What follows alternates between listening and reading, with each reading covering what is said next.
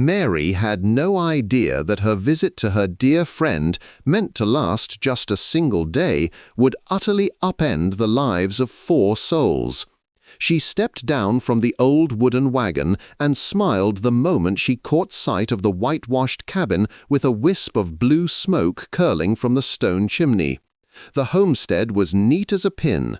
Bundles of dried sage and mint hung under the cedar eaves. 2 heavy oak buckets sat by the hand-pump well, and Clara was already waiting on the rustic porch step.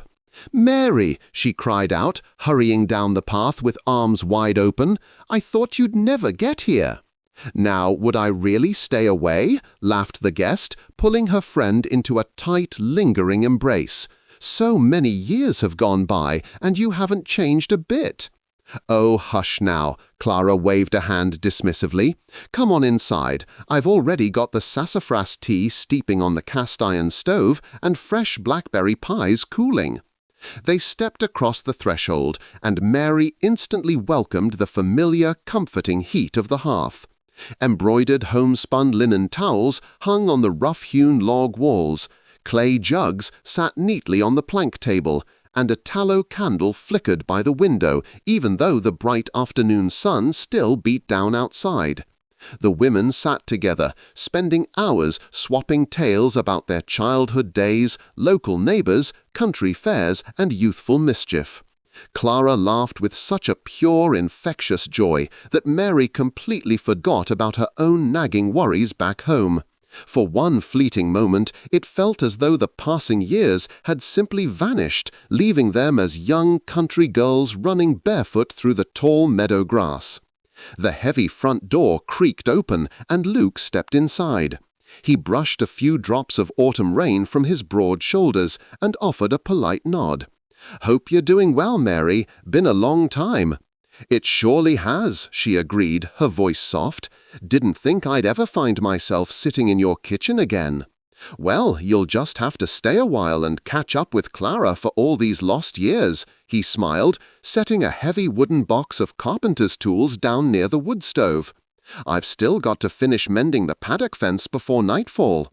Clara looked over at her husband and gave her head a gentle, affectionate shake. "I wish you'd take a little rest for once."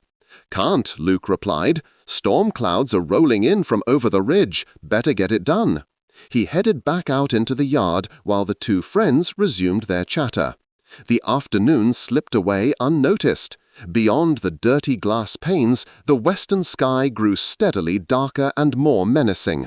A gusty wind began thrashing the branches of the old oak trees, followed instantly by the first heavy, pelting drops of rain striking the shingled roof. Within an hour, a fierce downpour was drumming so loudly against the house that it drowned out their conversation. "Well, ain't that just our luck?" Clara muttered, peering out the rain-streaked window. "Haven't seen a gully washer like this in years." Mary merely shrugged her shoulders. She had planned on catching a ride back home first thing in the morning and didn't think much of the passing summer storm. But as evening approached, a neighbor rode his shivering horse right up to the muddy gate. He didn't even bother dismounting or coming inside, just shouted over the roar of the water. "Luke, the creek bed's washed out, water spilling clean over the banks." "Can't get across to the neighboring settlement today." Luke walked out onto the covered porch, listened to the man's warning, and stepped back inside. Clara knew at once by the tight set of his jaw that the news wasn't good. "What happened?" she asked anxiously. "The road back to Mary's place is completely flooded," he answered grimly, "and that water ain't gonna recede in a day or 2. Mary slowly set her tin teacup down on the oilcloth table. Just this morning she had been entirely certain she would spend only a single day away from home, and now she realized with a jolt that returning any time soon was entirely out of the question. At that exact moment, she had no inkling just how deeply that unexpected rainstorm would alter her destiny. Waking before dawn to the steady drumbeat of rain hammering against the roof, Mary lay quietly on the narrow cornhusk mattress for a long while, listening to the rushing roar of swollen creeks. Yesterday's discouraging news about the washed-out road didn't seem terribly alarming at first. But when she finally peeked out through the small, wavy window panes, she saw nothing but a solid gray curtain of rain blanketing the entire farmyard. Deep puddles had formed by the split-rail fence. The dirt path leading to the well had turned into thick red clay mire, and muddy streams of water were trickling right underneath the front porch beams. Inside the cozy cabin, the rich, yeasty scent of freshly baked sourdough bread already filled the air. Clara was busy tending the iron stove, while Luke was pulling on his oilskin coat to head out into the muck. "Now where on earth are you off to in a downpour like this?" Mary asked, shaking her head in disbelief. "Well, somebody's got to feed the livestock," Luke chuckled warmly. "A little rain don't cancel out chores." He pulled his battered felt hat down low and stepped out into the stormy yard, leaving Mary staring after him in quiet astonishment. If her own husband, Arthur, had been caught in weather like this, he would have planted himself by the wood stove until noon, grumbling endlessly that the miserable weather made honest work impossible. She quickly shook the critical thought away and pulled up a chair to the breakfast table. "Don't you go minding him," Clara laughed, pouring steaming chicory coffee into a mug. "He'd work himself into a fever if the farm demanded it." "You sure are lucky," slipped out before Mary could stop herself. "How so?" Clara asked, tilting her head in confusion. "Oh, nothing, just that you've got yourself such a hard-working, dependable man." Clara merely waved a dismissive hand, as if she didn't see anything extraordinary about her husband's daily devotion. After a hearty breakfast, the two women cleaned up the kitchen together, sorted through stacks of embroidered linens, and spent hours reminiscing about bygone days. Mary caught herself smiling more and more, realizing how light and peaceful she felt right here. There was no need to rush, no need to endure bitter complaints from a lazy husband, and no need to worry about scraping together pennies to replace a cracked pottery bowl. Out here in the country, everything felt infinitely simpler and truer. By midday, Luke returned to the homestead. He lugged an armload of split hickory firewood under the shed overhang, propped up a sagging wooden gate, and immediately set to work repairing an old splintered wagon wheel that had been leaning against the barn for months. Clara carried out a warm mug of spiced cider to him on the porch. "You ought to rest your bones for a spell, Luke." "I'll rest once I'm finished," he replied warmly, wiping sweat from his brow. Mary stood by the window, watching how skillfully and confidently his strong hands moved.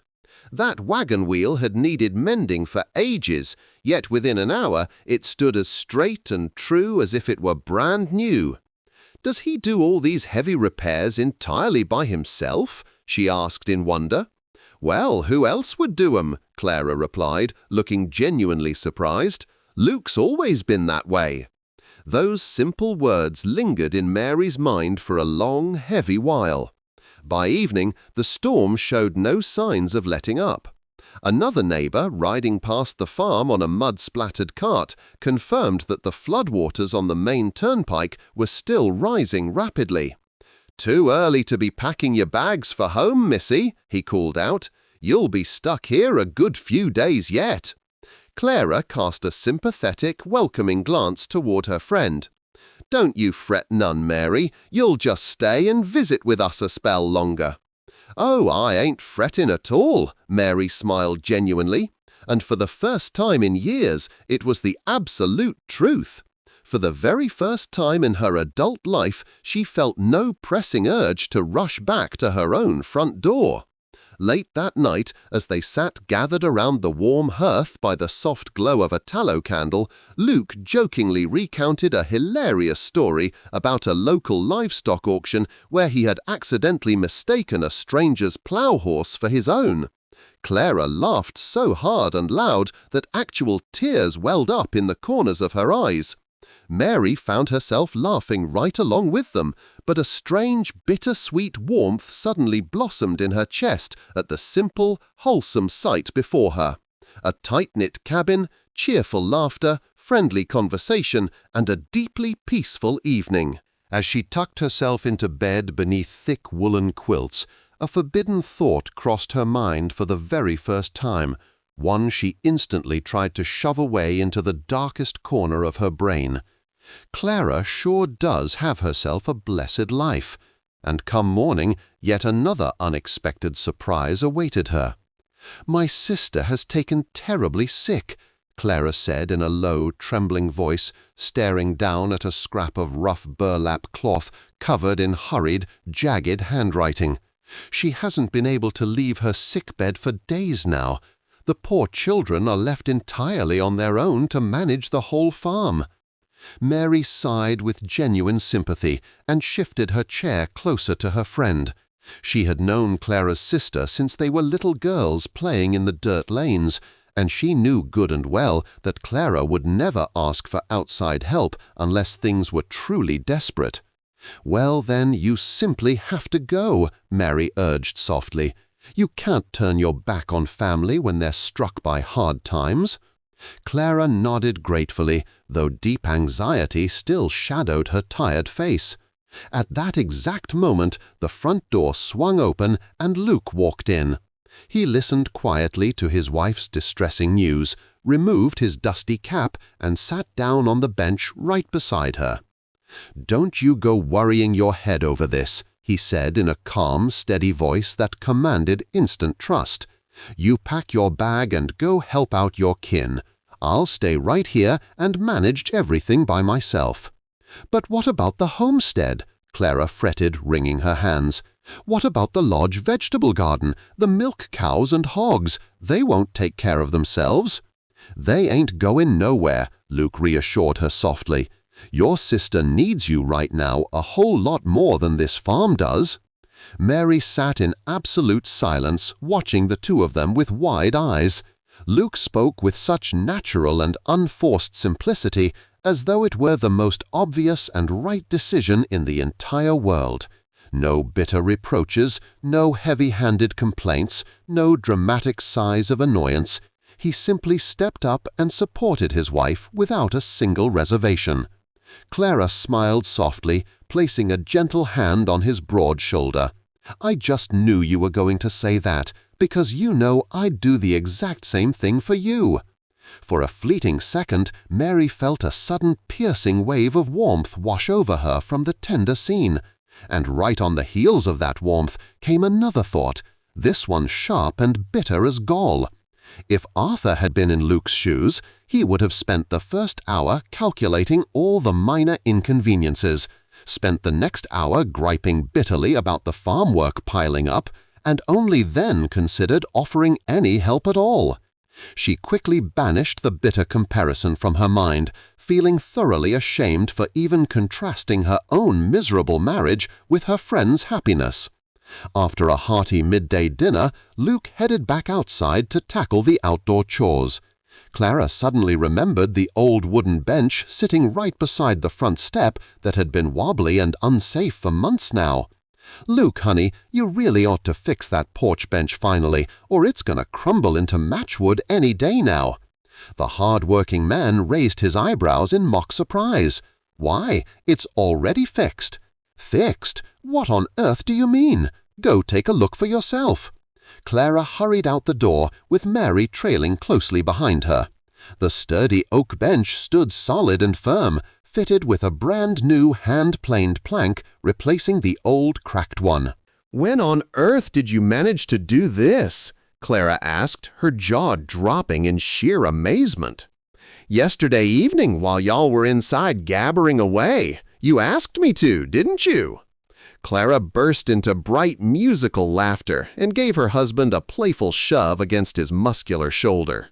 "Well, look at you! I honestly thought you'd completely forgotten all about it." "I don't ever forget things you ask me to do, Clara," he answered simply.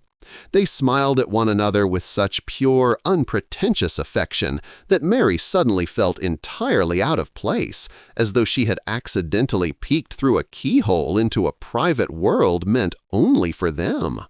Once again, a treacherous thought wormed its way into her head, one she desperately wished to push away. Arthur would have promised to fix that bench for a solid month and still never gotten around to it. That stinging realization left a thoroughly sour taste in her mouth, not because of anything Luke had done, but because of her own bitter self-reflection. For the very first time during her entire stay, she caught herself actively weighing her own miserable life against someone else's joy. That evening, the autumn rain began tapping softly against the wooden shingles once more, while the two women sat cozily beside the crackling hearth. Clara talked endlessly about her ailing sister, her young nieces and nephews, and the hardships of running a farm on the far side of the county. Mary listened intently and offered warm smiles, but every so often she caught her mind wandering back to the sturdy wooden bench by the doorstep and Luke's quiet, devoted words, "I don't ever forget things you ask me to do." And the very next morning, she would notice yet another little detail that she had previously overlooked entirely in her own loveless home. The following morning brought no relief from the gray downpour. Large, heavy drops beat a monotonous rhythm against the roof, and the entire countryside remained shrouded in a thick, wet autumn fog. Mary woke up long before the homesteaders stirred and lay quietly for a spell, listening to the relentless, heavy rush of water outside. Just yesterday, her mind had been entirely focused on figuring out the quickest way back to her own household. Today, however, she felt remarkably little inclination to even look out at the muddy turnpike. Clara's cheerful voice drifted in from the kitchen area, soon followed by the rhythmic squeak of the heavy oak door. Mary stepped out to the common table just as Luke walked in from the courtyard, completely soaked through to his flannel shirt from the steady rain. "Land sakes alive, Luke, just look at yourself!" Clara immediately fluttered around him in a panic. "You went running out into that gully washer without your oiled coat again. The work out there could have waited another minute. It can always wait a minute. Get on over here right by the stove and warm those freezing bones." Luke opened his mouth to offer some mild excuse, but his wife had already pulled a dry, clean cotton shirt from the cedar chest. "Get those wet rags off right now. Last thing we need around here is you taken down with a lung fever." Mary stood silently off to the side, watching the quiet exchange. There was nothing extraordinary about it at all, just a simple, ordinary display of a devoted wife's loving care for her husband. Yet for some inexplicable reason, that tiny domestic gesture pierced her heart far deeper than yesterday's serious talk about the ailing sister. Luke obediently stripped off his drenched outer shirt and sat down at the wooden table. "There now, see?" Clara said with a satisfied hum, hands resting proudly on her hips. "Now you actually look like a decent human being again." "And pray tell, what did I look like before?" he teased with a broad grin. "Like a drowned farm goose caught in a hurricane." All three of them burst into bright, hearty laughter. Yet even as Clara continued joking, Mary's thoughts drifted back sharply to a memory from several autumns ago when she herself had fallen miserably ill after being caught in a freezing rainstorm. Back then, she had spent the entire night shivering with a burning fever, while Arthur had merely grumbled irritably that she should have dressed warmer before stepping outside, never once checking on her condition again. At the time, she had brushed it off as an insignificant trifle, but now the painful memory surfaced with crystal-clear vividness. She quickly tried to shove the unhappy recollection aside, but a bitter, clinging residue remained deep within her chest. After a hearty breakfast, Luke wasted no time in heading back out to finish hanging the sagging wooden gate. The relentless rain had slowed to a steady drizzle, and he was determined not to waste precious daylight. Clara was in the middle of hauling a heavy wooden bucket of water up from the deep hand-pump well when her husband calmly strode over and wordlessly relieved her of the heavy load. "Here, let me take that, Clara." "I can manage it myself, Luke. I'm perfectly capable." "I know full well you're capable," he replied simply, as though carrying water for his wife was the most natural thing in the universe. But why on earth should you strain your back when I'm standing right here? Clara flashed him a warm, tender smile, while Mary once again felt that strange, piercing prick deep inside her ribs. Not anger, not petty jealousy, but something entirely different and far more complicated that she wasn't yet ready to name out loud. By late afternoon, the two women were once again sitting quietly by the warm hearth. Luke was still puttering around the outdoor sheds, while Clara shared amusing anecdotes about the local village gossips, laughing with such uninhibited joy that Mary found herself smiling right along with her. "Why on earth are you looking so terribly pensive and quiet today?" Clara asked suddenly, turning to look at her guest. "Oh, it's nothing at all. I was just sitting here watching the two of you together." "And what is it you see, pray tell? That we live a good, honest life?" Clara chuckled lightly. "I suppose so, though goodness knows every single household has its own share of heavy burdens to bear." "Maybe so, but it's a good life all the same," Mary whispered softly. Clara didn't give the words a second thought, taking it as nothing more than a casual, polite compliment from an old friend. But Mary sat silently in the gathering shadows for a long contemplative stretch, because for the very first time since arriving at the farm, she wasn't just casually noticing that Luke was a capable, hard-working man. She was finally seeing how deeply and tenderly he cherished his wife, and that exact devotion was precisely what had been missing from her own existence for as long as she could remember. And the very next morning she would take her comparisons one dangerous step further. "Has your visitor finally packed up and gone back home yet?" Hannah asked loudly by the stone well when Mary walked down to fetch a fresh bucket of drinking water. "Lord, why would she head out in weather like this?" Clara laughed good-naturedly. "We're just planning on torturing her with our endless chatter a spell longer." "Well, just make sure you don't overstay your welcome, dear," Hannah muttered knowingly. "Don't you hold your breath waiting for that day," Mary smiled back evenly, holding her ground. The two local women exchanged a few more pleasantries before wandering off to their respective daily chores. It felt as though the afternoon was going to pass just as peacefully and uneventfully as the one before. After a late midday dinner, Clara settled down on the porch steps to sort through bolts of homespun linen cloth.